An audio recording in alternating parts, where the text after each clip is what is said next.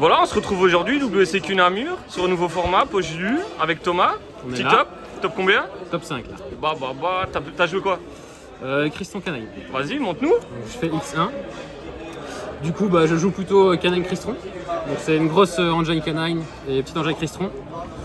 Du coup, en mandatory, lanterne et Lupuis. Puis les 3 meilleurs, 3 Izuna, 3 Jokol. Le but du deck, c'est d'avoir Jokol en main. Du coup, on joue un maximum d'accès, mais sans avoir de doublons. Donc le but, c'est vraiment de faire Jokol et Sulfador. Full combo, ça tourne autour de tout. Ça, c'est pour l'engine Canine. Pour les Cristrons, je joue le plus petit package possible. On joue 3 Sulfador. 3 Sulfador et et Sulfefnir. Si je peux avoir des niveaux 5. En accès aussi, je joue 3 inclusions. C'est la meilleure carte du deck. Ça fait full look Cristron. Et du coup, en mandatory, je joue Tristaros, Smiger. C'est pour les combos. Je joue aussi la trappe, elle est trop forte. C'est ce qui permet de grind. Et du coup, Scraps qui fait le lien entre les canines avec l'Xis que je montrerai après et les Cristrons. Franchement, pas grand chose à dire. La seule game que j'ai perdue, c'était contre un Vanquish Canine. J'ai brick les deux, mais juste parce que j'avais trop d'entrap. Donc voilà, ça arrive.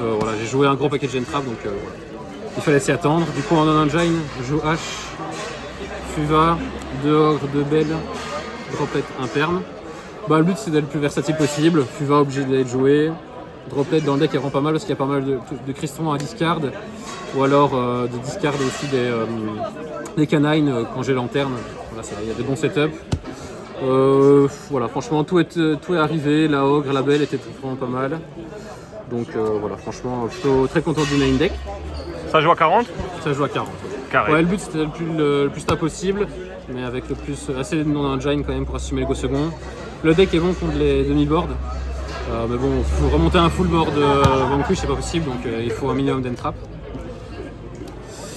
Pour l'extra, du coup, Knight, SP, c'est les Sun Leak.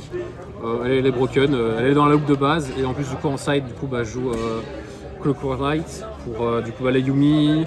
En vrai, contre Mitsu, elle est bonne aussi, parce que du coup, tout devient machine. Donc, voilà, elle est très très forte. En X6 du coup je joue juste la Reaper, je joue pas la rank up, je joue pas en side non plus, c'est juste une brique, elle sert à rien, ça arrive jamais.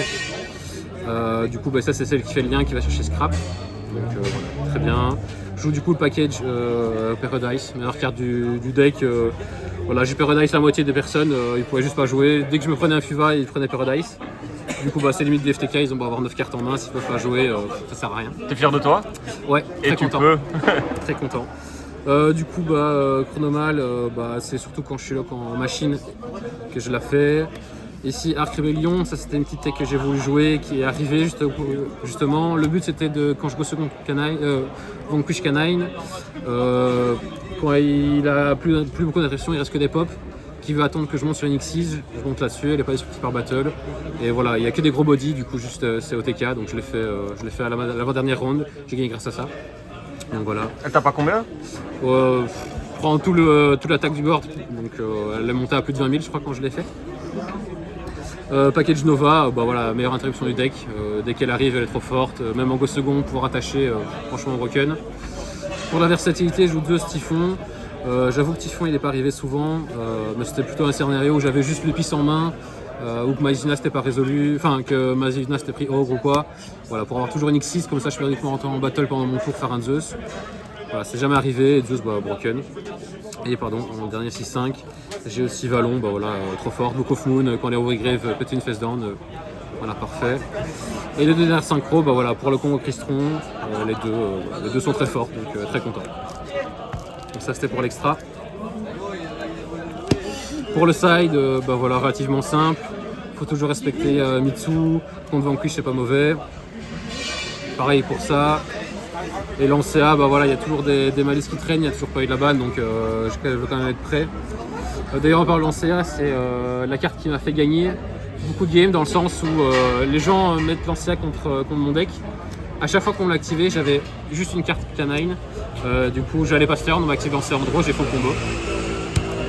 Donc je gagne parce qu'on m'active l'Ancea. Ça met très bien. Donc ça c'était pour mes cartes pour second.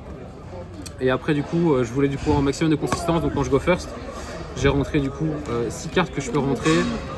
Donc en gros je décide mes charmis, je décide mes droplets quand je go first. Enfin, pas toujours, des fois 5, ça je la rentre surtout contre Yumi. Du coup ce que j'ai expliqué tantôt pour mettre tout en machine. Et voilà, le but c'est d'avoir le plus de stabilité possible. Donc voilà, franchement tout est arrivé. Ça, à chaque fois que je l'ai tutorisé, j'ai gagné. Donc franchement, trop fort. Voilà. Et voilà, c'est tout pour Deck Profile. Et bah GG, à la prochaine. Merci, ciao ciao.